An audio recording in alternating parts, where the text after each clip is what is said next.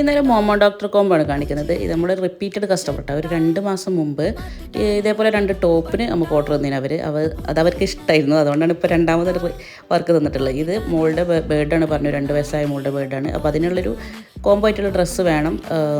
ഒരുപാട് കളറും കാര്യങ്ങളൊക്കെ അങ്ങോട്ടും ഇങ്ങോട്ടും ഡിസ്കസ് ചെയ്ത് ലാസ്റ്റ് ക്രീമിലാണ് ഉറപ്പിച്ചത്.